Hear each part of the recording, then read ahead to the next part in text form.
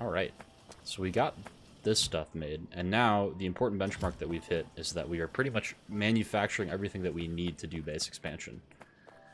So the next question is how to get more iron, because we are in dire need of more iron right now. That is the issue. Now, part of the issue is that if we look at the map here, we've got a pretty saturated input belt here. So, issue being, we just need more iron input. And the problem with that is that our ore patch here is mostly depleted, and there's not many other machines that I could actually add to this that would be doing anything that's worthwhile. I could attempt to continue tapping this stuff out, and that's probably what I'm going to do, but I think what it's time to do is begin upgrading the belt, or upgrading the bus to red belts. Are you going to survive? You are. What a guy. So there's a lot of things that we need to do at this point. But I guess getting slightly more iron is one of them. You know, honestly, this quantity of iron is probably going to get us through where we need to be. I would like to continue using this base, but the next thing that we need to do is get just probably ore production in general. So I would like to be able to get to these iron patches, which is going to require some amount of military prowess. And the only way we're going to get that military prowess is by making research packs for that military. Which is going to be gated by components which require plastic, which require oil. So let's just take a look at what I have available to me. I really want to try this grappling gun, but that requires explosives. Explosives require sulfur, and sulfur requires petroleum, and petroleum requires oil. So, biochemical facility, what the heck is that?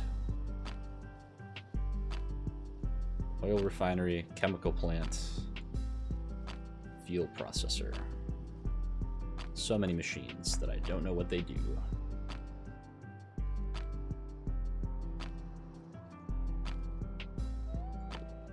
Well, what's the next best idea here?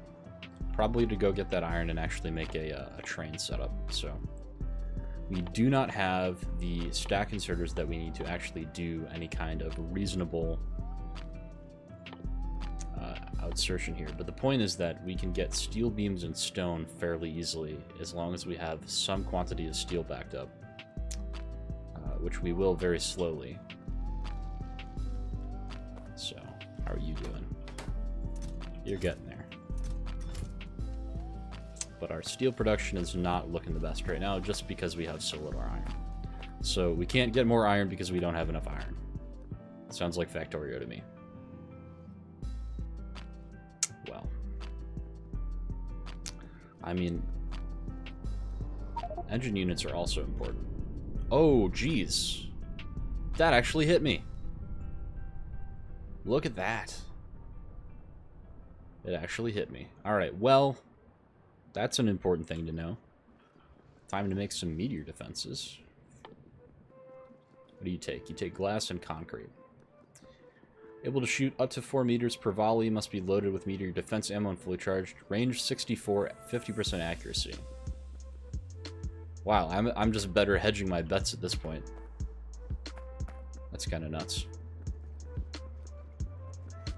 Alright, what... This is the really tough part about Factorio, is that there's so many different ways that I could take this right now, and I just don't know what I should do.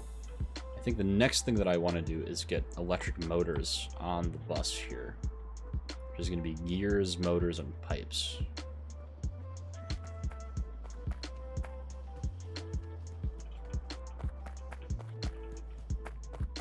Two gears, 2 pipes, 2 plates. That's, once again, a lot of freaking iron. However, interestingly enough, I can actually craft these in my inventory, which is actually fantastic.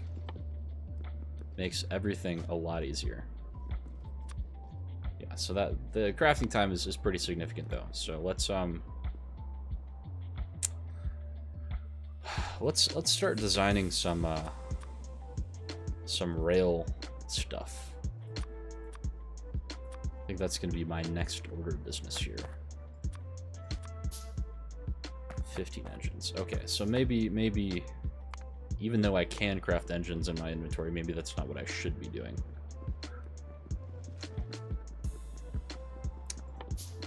So they require motors as well. So let's just see if I can go over to this place. Yeah. Let's just pop down a little machine right here where you can have some of that stuff and some of this stuff and this. So you can have lots of gears, maybe not lots, but plenty of them. And some of these as well.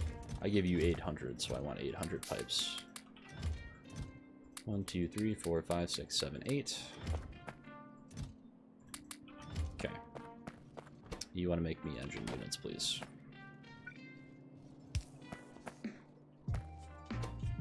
And iron.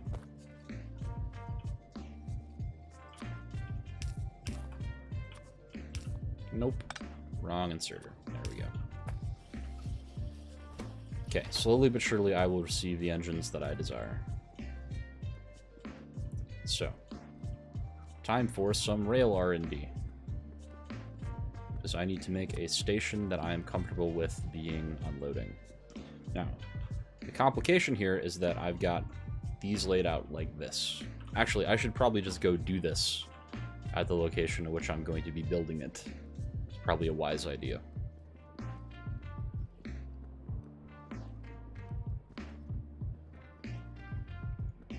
Note that I'm also currently restricted to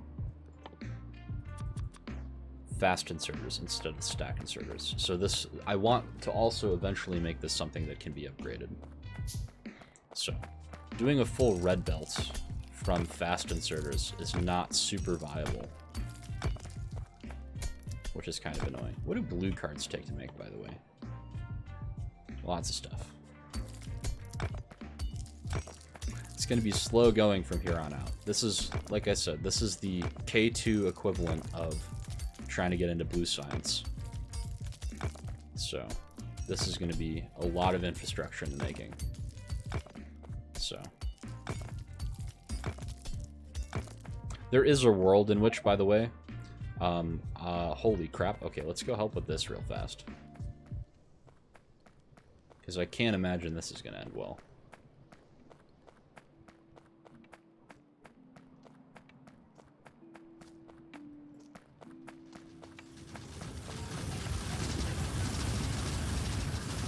Oh, nice. Alright, well, not as bad as it could have been. There's a world in which I actually just run transport belts like down in this way.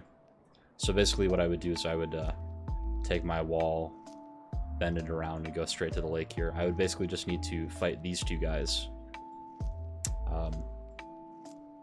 Actually, real talk, if we move to encapsulate this iron, go to this lake over here, and then extend from this lake up to this way, we're going to be getting ourselves both oil and iron. That's really tempting. Now, I would like to obviously have a train setup that goes like this, which is eventually what I want. Maybe we'll spend a little bit of time this episode doing train R&D, but then probably we're just going to move to a belt system here in a little bit.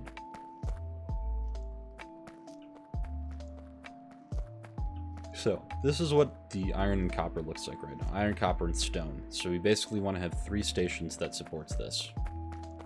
Ideally, we have stack inserters on either side feeding each one of these. So if I were to split the difference between them, it is right in the middle here, which amazingly is actually on the train grid, which is superb. Okay, maybe not exactly. What's the difference here? So the input here, that's what I actually want to check here. Input here, input here. Okay. So almost on the train grid, not exactly. What is the midpoint between these two? It's going to be one of these. So I can't actually put the train in the middle, but I can approximate it. And I can approximate it by doing this, because then I can swing this one up top. So this is going to be the spacing that I want for this, which is going to be actually directly in line with each one of these. Ah, but it's an odd number, so it's not actually going to fit. The good news, though, is that it's a every other odd number kind of deal. So this is what we want here. That works out well. Now, the train exit is probably going to be running up this way.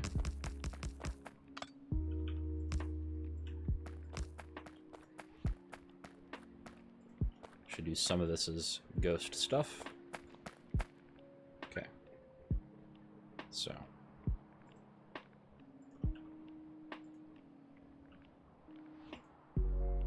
There's that. Unfortunately, ghost placing rails can get really annoying really quickly. So, we can remove this stuff.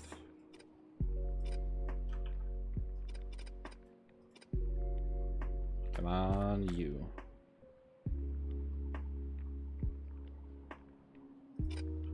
Almost. Alright, so this is our bottommost rail. And I do really need to remove all this stone, because otherwise I'm not going to be able to place a damn thing.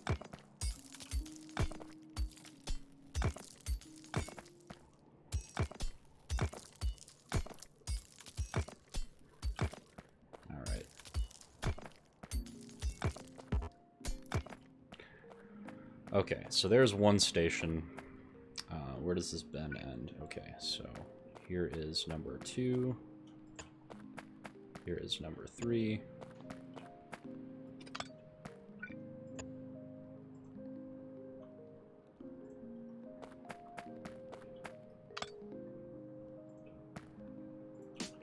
Okay.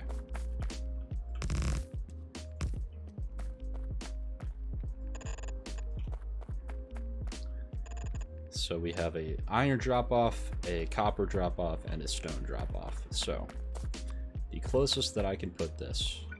Now, here's the question. Can I... Okay, I can place it on blueprinted stuff, which makes it interesting why I cannot place one right there. I can. Okay. So there is a slight lie here about where I can actually place things.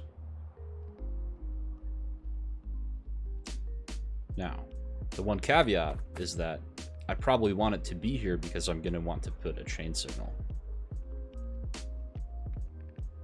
Yeah, so let's do that. I should have some engines made at this point. I also would like to make... I think I'm going to probably do a either a 2-4 or a 1-4-1. I think 2-4 is probably going to be better in the long run. I can make exactly 2 trains. Nice.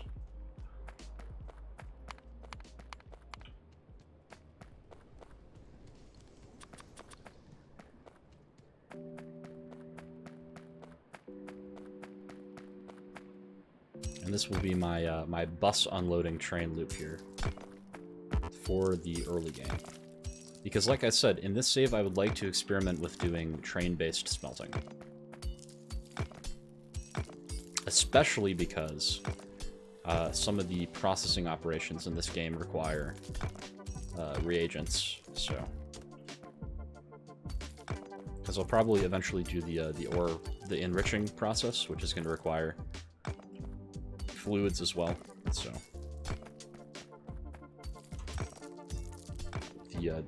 The earlier that we tackle this, the better. The good news is that even this will be fairly expandable for the near future, which is awesome. I'm just going to continue clearing some of this stuff out while I wait on the crafting. It does take quite some time.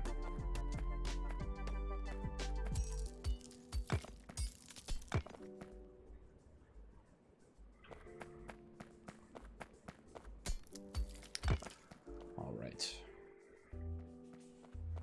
So we're going to have our 2 trains in a second, which is going to be nice.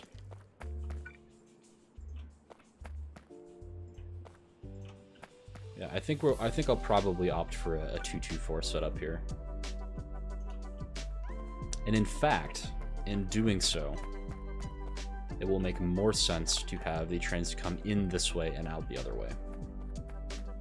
So maybe I generally do right-hand drive because guess why? But I could potentially experiment with doing left-hand drive on this one as well. So, which is essentially what I'm going to end up doing to myself here. So I guess now's the time to commit to the bit.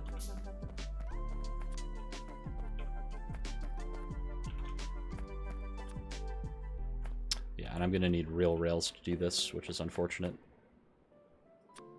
Because I'm going to need steel beams. Right, maybe I can actually try and find my way into manufacturing some of those.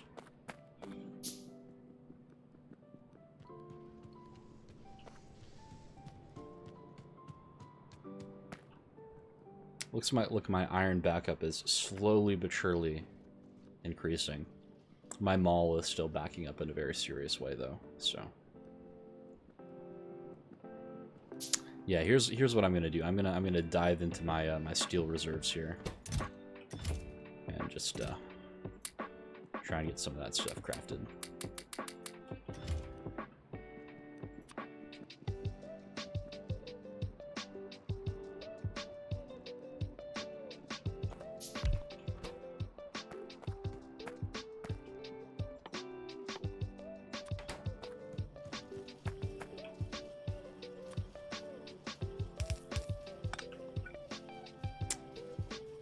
Of course.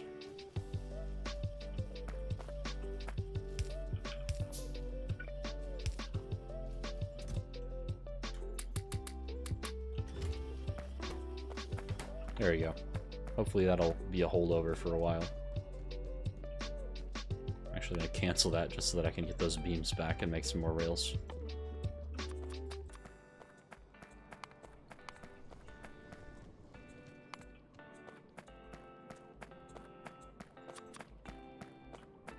Okay.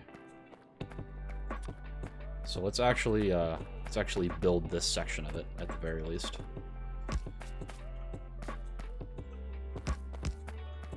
Okay. So signal is going to tell me 4 spots.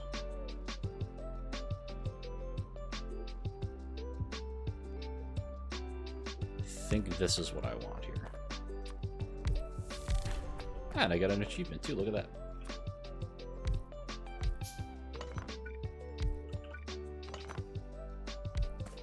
Now, I'm fairly sure that this is not onto the bend yet. There we go. Okay, so this is exactly what I want. That's good. I'm going to pick these up and attach them to the front here just so that I have the inventories that I need. Oh, okay, I'll get what I want here in just a little bit then. So,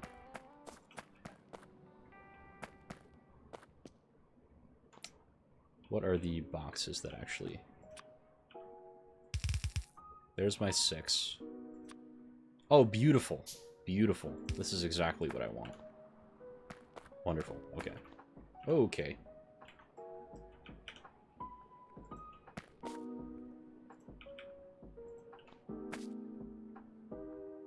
There's that. So the idea is that one side of this goes to one side of this, and the other side of this goes to the other side. Now, question, is this equidistant in the way that I intend it to be?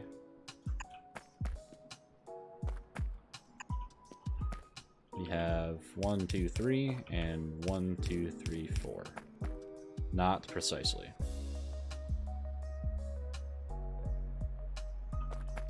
However, how about this way? Oh, that's what it was. Okay. Well, it's on a rail grid. That's understandable. So this is probably where we want to be right about now.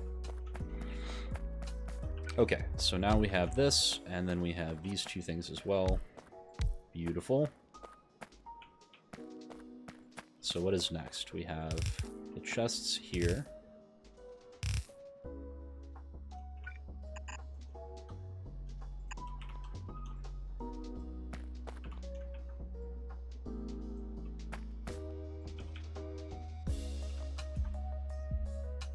Sounds good, Tam. The chest buffers, and then we make this nice and easy on ourselves. We go right across the row here, and right across the row here. And do I probably have enough fast inserters to actually do this properly. So, the way that this is going to work is that the ones on the far side here are going to be dropping on the near side. Actually, because this is not side balanced, yeah. So here's what I'm thinking, just to let you into my head, is that if I were to do it this way, and there's a side balance on the bus, what that's going to mean is that there's going to be a side balance pulling in from this side as well, which means that if I did it like this, 2 of these cards would not unload. And obviously I can side balance things, but probably the more intelligent way to do this to make sure that trains actually can get unloaded in a reasonable amount of time is to just straight up alternate them. So instead of placing all of these like I just did, because I'm an idiot, I'm going to swap it around so that we have an alternation of every other. And I can just grab this, stick it like that, do a vertical flip, this as well. There we go. Why did that not work? Ah, yes, because I rotated it. I did not flip it. There we go. All right, so this is going to be our early game rail station here. Oh, actually. 1, 2. 1, 2. Ah, I can make it symmetric. Wonderful. So we will just continue to jump these over to here. In fact, it'll probably be best to do this. I can't actually do it anymore, which is probably going to be right here. Yep.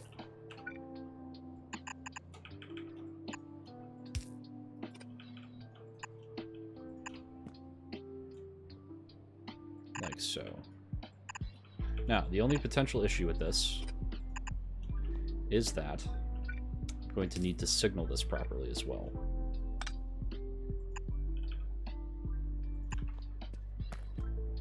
Which is going to be done up here anyways, so that's going to be a chain signal here and a rail signal here for now.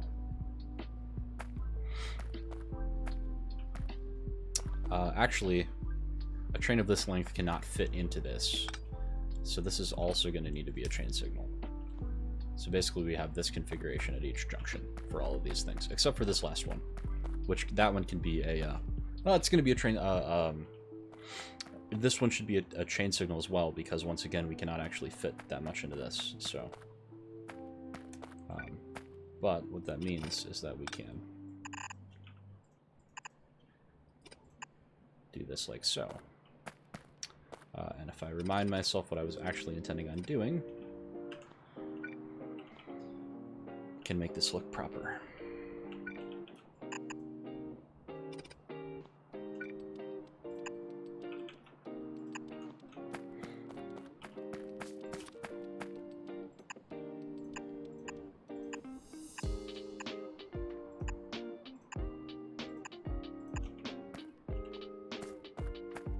There we go, and trains can run on coal. So that'll be good news for us because, oh, look at this.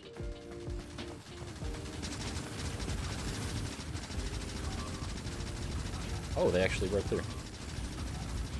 It's a good thing I'm standing right here. Need some friends here.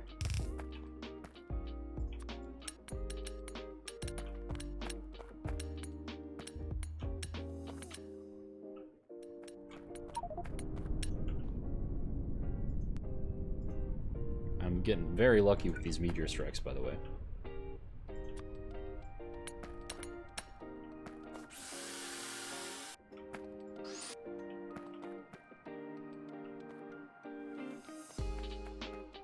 You have fought literally nobody.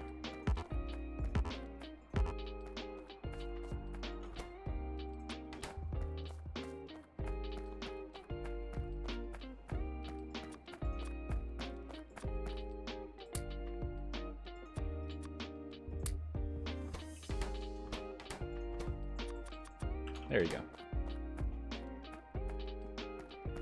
Well, this is going to be our primitive train unloading station right here. So we're just going to go ahead and copy this much. I would also like to grab the rail signal up here, though. Perfect. We can stamp this down a couple times now.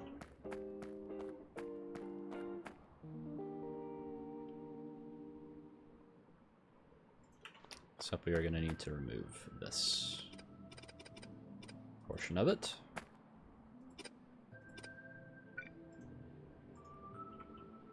There we go. This does not actually need to be that yet. Okay. So, this is what this looks like right now. And I guess next time we'll work on actually reconstructing this.